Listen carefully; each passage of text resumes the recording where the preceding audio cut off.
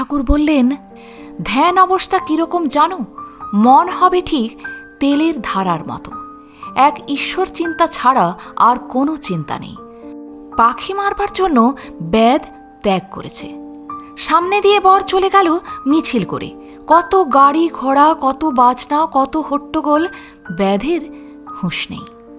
জানতেও পেল না বর গেল চতুর্দলায়। বুঝলে, স্পর্শবোধ পর্যন্ত থাকে না।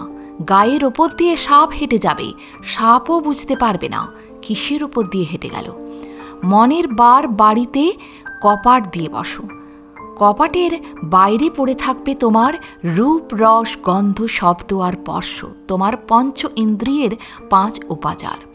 বন্ধ ঘরে তুমি আর তোমার মন, প্রতীক্ষা আর অন্ধকার, বিশ্বাস আর ব্যাকুলতা, বারুদ আর বন্যিকণা।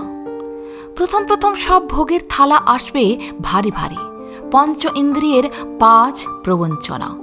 বিচলিত হবি না, তলিয়ে যাবি। অন্ধকার থেকে চলে আসবি শুভ্রতায়, দেখবি আর ওরা আসবে না। আর কার কাছে আসবে? ধ্যান করতে করতে প্রথম আমার কি দর্শন হতো জানিস? বললেন একদিন ঠাকুর। স্পষ্ট দেখলুম সামনে টাকার গাড়ি, শালা দোশালা, 1 থালা সন্দেশ, 2 মেয়ে আর তাদের ফাঁদি রোগ। মনকে শুধলুম, মন তুই কি চাস, কোনটা চাস? মন বললে কোনোটাই চায় না।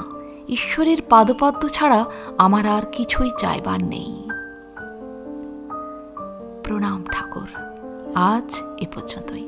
ভালো থাকবেন, সুস্থ থাকবেন। যদি ভিডিওটি ভালো লাগে একটা লাইক অবশ্যই করবেন।